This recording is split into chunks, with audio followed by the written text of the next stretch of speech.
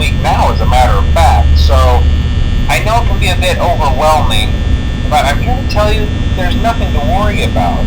You'll be fine. So let's just focus on getting you through your first week, okay? Let's see. First, there's an introductory greeting from the company that I'm supposed to read. It's kind of a legal thing, you know. Welcome to Freddy Fazbear's Pizza, a magical place for kids and grown-ups alike, where fantasy and fun come to life. Fazbear Entertainment is not responsible for damage to property or person. Upon discovering that damage or death has occurred, a missing person report will be filed within 90 days or as soon as property and premises have been thoroughly cleaned and bleached and the carpets have been replaced. Blah, blah, blah. Now, that might sound bad, I know, but there's really nothing to worry about. The animatronic characters here do get a bit quirky at night, but do I blame them? No. If I were forced to sing those same stupid songs for 20 years and I never got a bath, I'd probably be a bit irritable at night too.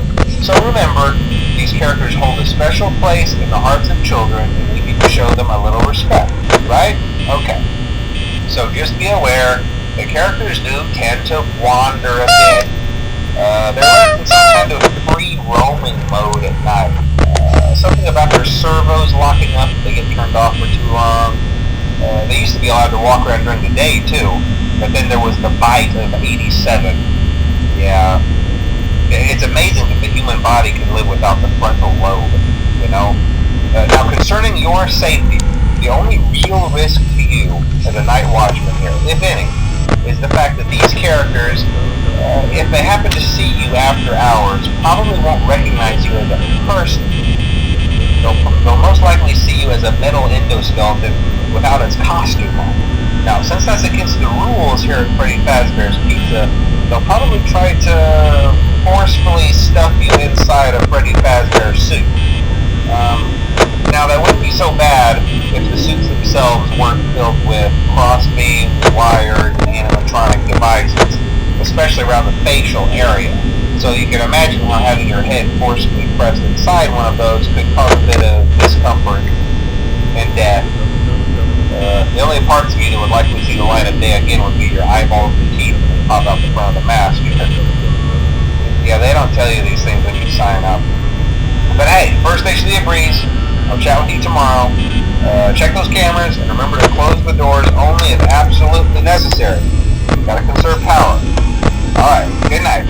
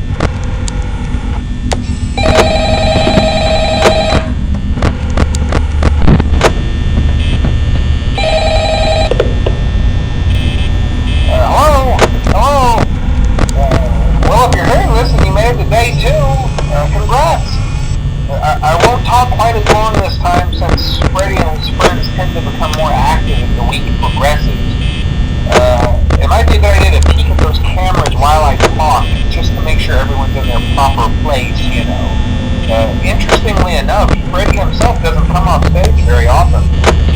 I've heard he becomes a lot more active in the dark, though, so hey, I guess that's one more reason not to run out of power, right? I also want to emphasize the importance of using your door lights.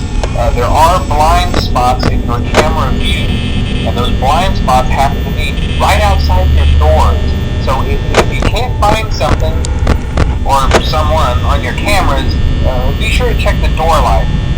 You might only have a few seconds to react. Not that you would be in any danger, of course. I'm not implying that.